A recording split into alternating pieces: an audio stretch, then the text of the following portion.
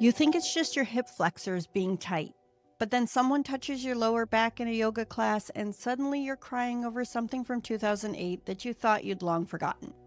Or maybe you're finally getting that massage you've been desperate for, and the moment they press into your shoulders, your throat closes up with grief that came from absolutely nowhere. Or perhaps you're lying in bed trying to sleep, just like we talked about last time, and there's this ache in your jaw, your hips, your chest that no amount of stretching ever seems to fix. If any of these moments sound familiar, today's episode is about to blow your mind. Hey loves, welcome back to another episode of Untamed Ember. I'm Dr. Misty, where we talk about sex, shame, the nervous system, and why that knot in your shoulder probably isn't from your laptop posture. Last time we dove into the polyvagal paradox, why your body can't sleep even when you're finally safe. Today, we're taking that exploration one layer deeper into the tissue that's literally holding those sleep struggles in place, your fascia. If you've ever wondered why your body seems to be keeping score of every slight stress and shutdown you've ever experienced, why certain touch brings up emotions you thought you'd processed years ago, or why you can't seem to find comfort no matter how many stretches or sleep positions you try, this episode is your permission slip to finally understand what your body's been trying to tell you. Here's what I've learned after years of working with bodies of all kinds. If your body could talk, your fascia would be the keeper of all the secrets you never felt safe enough to say out loud. So, what the fuck is fascia? Before we dive into how fascia stores your emotional baggage better than your therapist's notes, let's start with the basics. What the hell even is fascia? So first, let me ruin chicken for you. If you've ever prepared chicken for cooking and you notice that thin, translucent white film between the skin and the meat, or that silvery coating that wraps around muscles, that's fascia. But don't worry, your fascia is way sexier than raw chicken. Fascia is essentially a three-dimensional web of connective tissue that wraps around every muscle, every bone, nerve, artery, and organ in your entire body, like a full-body spider web woven into your structure. It's a continuous system, which means the fascia in your jaw is connected to the fascia in your pelvis, which is connected to the fascia in your feet. It's literally the physical embodiment of being all connected. But fascia isn't just a passive wrapping. It's alive, it responds, it adapts, and most importantly for our conversation today, it remembers. Unlike muscles that contract and then relax, fascia has this unique ability to tighten as a protective measure, and then stay tight long after the thread is gone. It doesn't just snap back like a rubber band. It creates a new normal, a new baseline of tension that your body accepts as the status quo. Think of it this way. When you experience stress, trauma, or even just a daily strain, your fascia is like, I got you. I'll hold onto this tight and you can keep going. It braces, it reinforces, it protects. It's trying to be helpful. But here's the thing. Fascia doesn't have a great sense of timing. It doesn't get the memo when the danger has passed. It just keeps holding for years, sometimes decades. Fascia is like your body's overworked intern, taking notes on everything, storing all the receipts, and crying in the supply closet when no one's looking. It's doing the best it can with limited resources and no supervision. And this is why you can do all the stretching in the world, all the foam rolling, all the proper ergonomics, and still feel like your body is holding on to tension that just won't quit. Because the issue isn't the physical mechanics. It's emotional memory wrapped up in the very tissue that holds you together. And in a minute, I'll explain why that random crying during your massage isn't random at all, and why it often happens when you're finally feeling safe enough to release what you've been holding. But first, let's get even deeper into how fascia becomes the keeper of your emotional history. Now we're getting to the juicy part. How fascia isn't just a physical structure, but actually an emotional archive. Your body's silent historian documenting every single time you've had to armor up against the world. Trauma researchers have been telling us for decades that the body keeps the score, but they rarely specify exactly where and how that score is kept. Your fascia is a major scorekeeper. It's the place where physical and emotional experiences get recorded, not just in your brain, but in the actual tissue of your body. And I'm not just talking about the capital T trauma, those big life-altering events that we readily recognize as traumatic. I'm talking about what I call micro-traumas, the daily experiences of having to mask your neurodivergence to survive, the chronic invalidation of your reality, the persistent sensory overwhelm in a world that wasn't built for your nervous system, the generational pain passed down through families. All of these experiences, big and small, get registered in your fascia. Your body creates tension patterns as protection, as a way to physically brace against what's happening.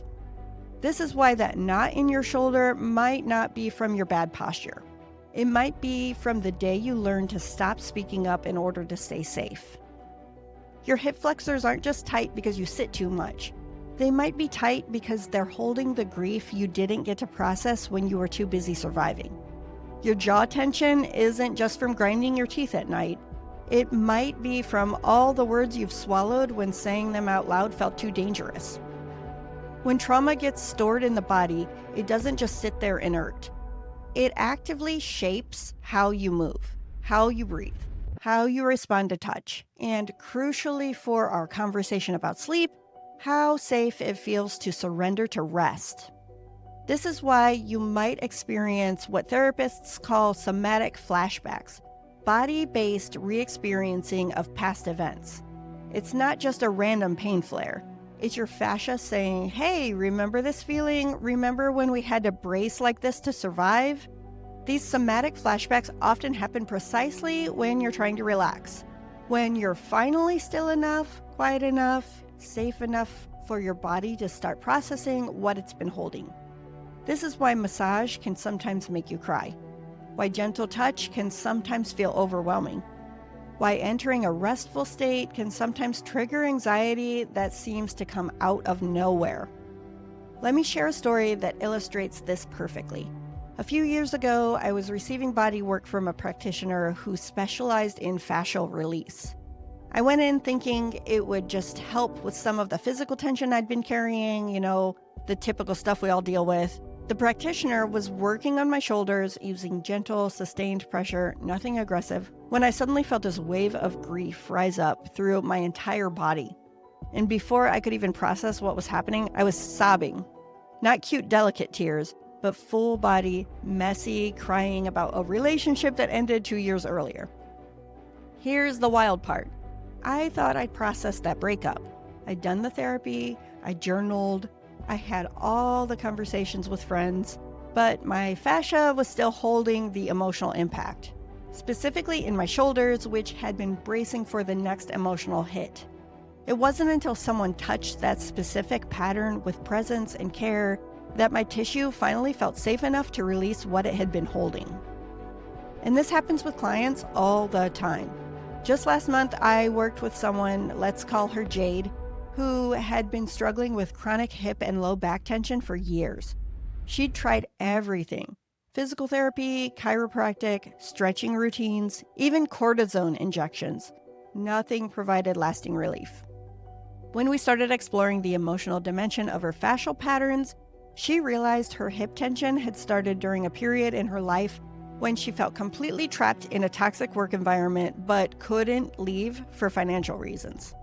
Her body had literally been holding the feeling of being trapped, of not being able to move freely, for over a decade, long after she'd left the job and built a successful career somewhere else. Your fascia is holding the memories that your conscious mind may have filed away, but your body is still processing. It's holding the physical shape of your emotional experiences. And for those of us with trauma histories, especially those with developmental trauma or high control trauma, our fascia has been in protection mode for so long that it literally doesn't know how to release. The tension feels like safety because it's the only state our body recognizes. And in a minute, I'll explain why this fascial holding shows up most intensely right as you're trying to sleep, and how it creates a vicious cycle that keeps you caught between exhaustion and alertness. But first, let's connect these dots directly to your sleep struggles. So how does all this connect back to sleep? let's connect the dots between fascial holding patterns and the sleep struggles we talked about in our last episode. Remember when we talked about sleep requiring a state of surrender, of vulnerability, of feeling safe enough to literally lose consciousness? Well, that surrender isn't just psychological, it's physical. It requires your muscles to relax, your breathing to deepen, and crucially, your fascia to soften enough to allow all of that to happen. But when your fascia is chronically tightened as a protective mechanism, it's constantly sending signals to your nervous system to say, nope, not safe yet, stay vigilant. It's literally holding your body in a state of physical guardedness that makes the transition into sleep feel dangerous. This creates what I call the fascia-sleep-shame loop. It goes something like this. Fascial tension signals danger, and then your nervous system stays on high alert. And then sleep feels unsafe. And then you wake up, and then you stay awake or sleep poorly. And then you feel shame about your sleep struggles. And then shame increases nervous system activation. And then fascial tension increases in response. And then the cycle continues.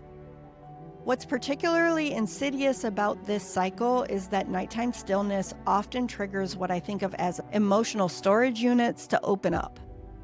When you finally pause, when the distractions fall away, when you're lying still in the dark, that's when your fascia says, oh good, we finally have some space to process all the stuff I've been holding.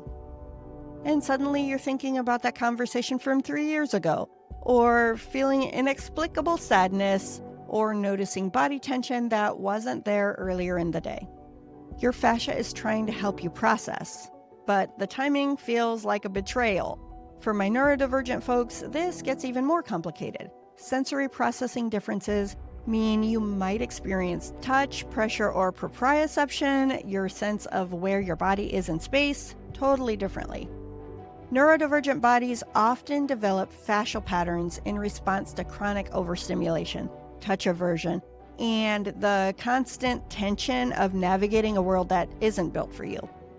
So when body workers or wellness influencers talk about fascia pain and tightness as just stress or something you can fix with a foam roller or better habits, they're missing a profound depth of what fascial holding patterns actually represent, especially for those with trauma and neurodivergence. If your fascia could talk, it wouldn't say, I'm stressed. It would whisper, I never got to finish feeling what happened. I'm still waiting for it to feel safe enough to let go. This is where we start to turn the corner from understanding the problem to reclaiming our right to embodiment, specifically through what I call erotic rest. Now, before your mind goes straight to sex, let me explain what I mean by erotic. I'm using this term in a way that Audre Lorde did, as a source of deep creative power, sensual knowledge, and life-affirming joy. The erotic isn't just sexual, it's the full-bodied experience of pleasure, aliveness, and presence. And when I pair that with rest, I'm talking about a revolutionary concept. That your body deserves rest not as a productivity hack, not as a way to be a better worker tomorrow, but as a fundamental expression of pleasure and autonomy. For those of us who've been taught that rest is laziness, that pleasure is sinful, that bodies, especially marginalized bodies, need to constantly earn their right to take up space, claiming erotic rest is a radical political act.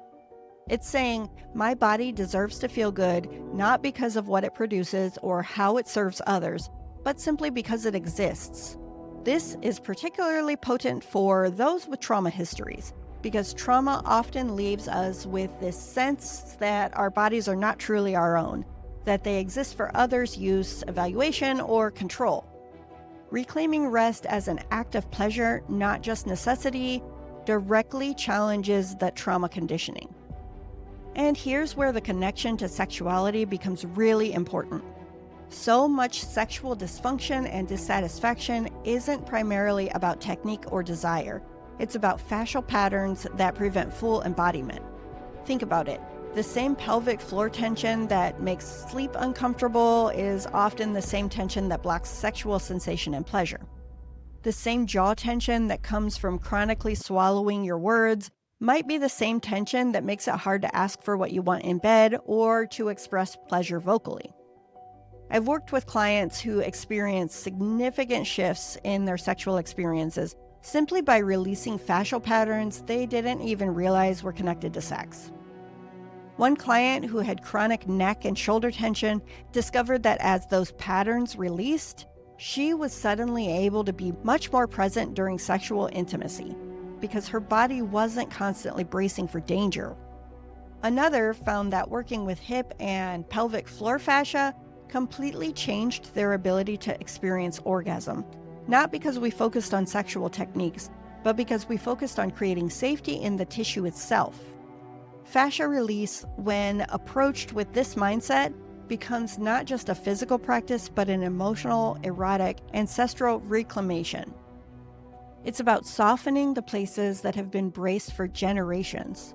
It's about allowing pleasure to permeate tissue that's been numb, vigilant, or in pain. What does erotic rest actually look like? It might be feeling the weight of a heavy blanket with complete presence. It might be the slow, deliberate experience of body oil on skin with no agenda beyond sensation itself. It might be breathing deeply into a part of your body that's been constricted, allowing it to receive rather than just endure. Erotic rest is the kind of pleasure that doesn't demand performance or climax, just presence. It's sensation for sensation's sake, not as a means to an end. Your fascia isn't just tight.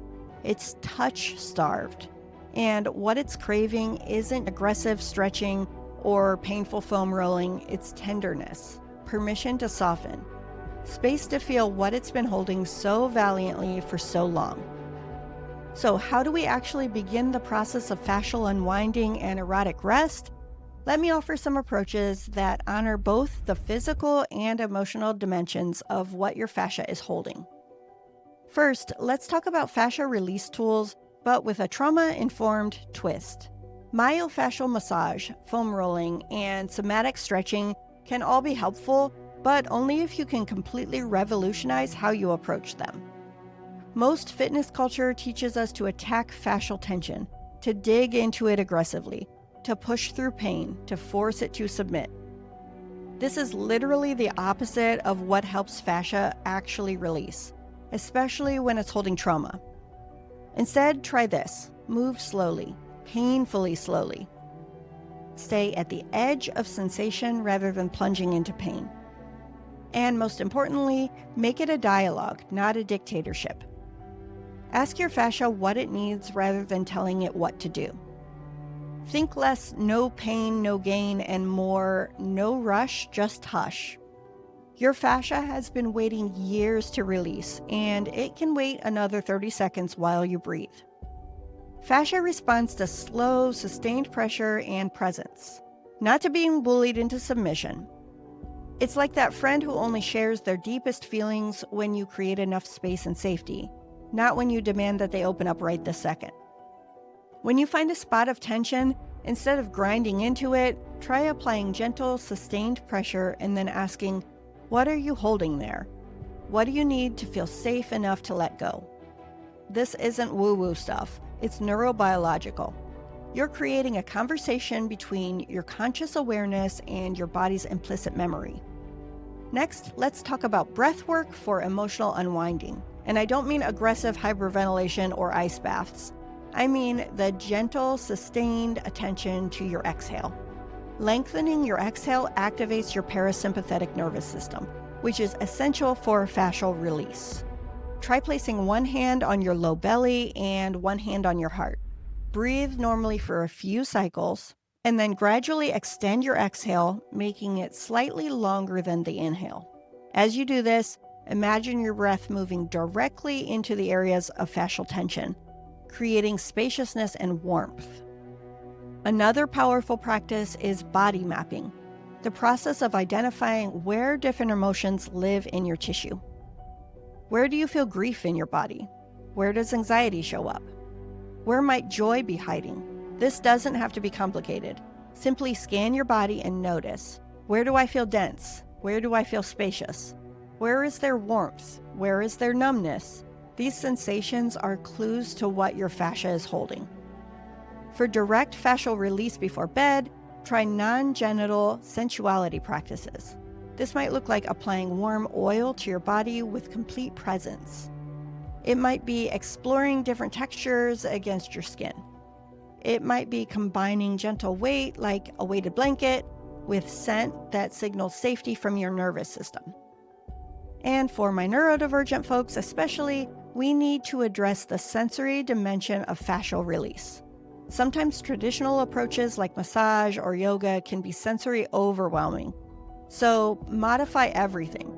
Maybe instead of long, flowing strokes that might feel unpredictable, you prefer firm, consistent pressure in one spot. Maybe instead of scented oils, you need unscented. Your sensory needs are not an obstacle to fascia release. They're essential information about what your system requires to feel safe.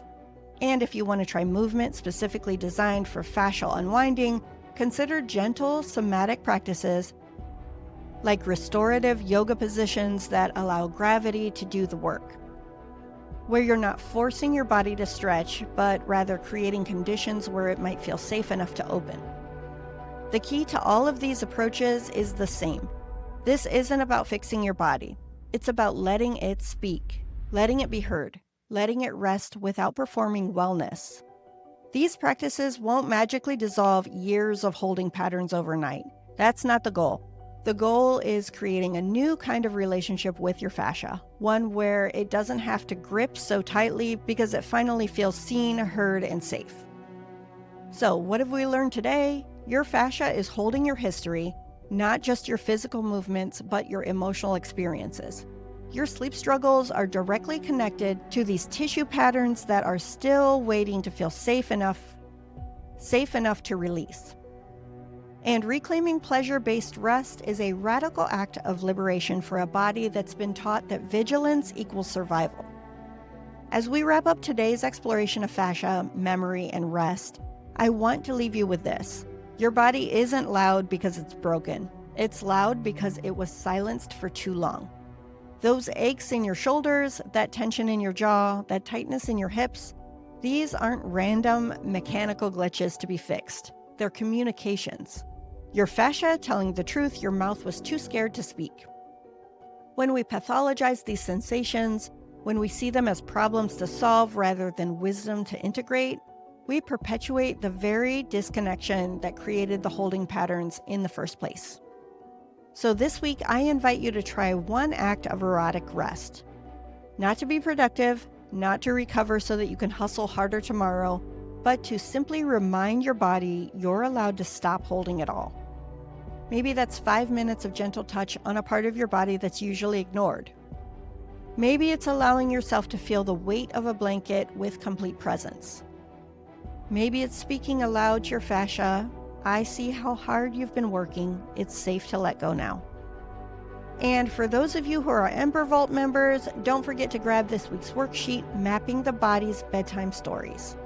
This guided exercise helps you identify specific areas of fascial holding and explore what emotions or experiences might be stored there.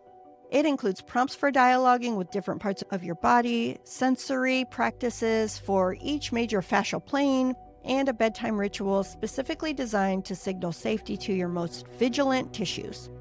You'll find it waiting for you at untamedember.com. And if you want free weekly resources about all of this great stuff we talk about here on the podcast, join our free newsletter at untamedember.kit.com. Until next week, this is Dr. Misty at Untamed Ember, reminding you that your fascia isn't holding tension because it's defective. It's holding you together through everything you've survived. And now, together, we're learning how to finally let it rest. See you next episode.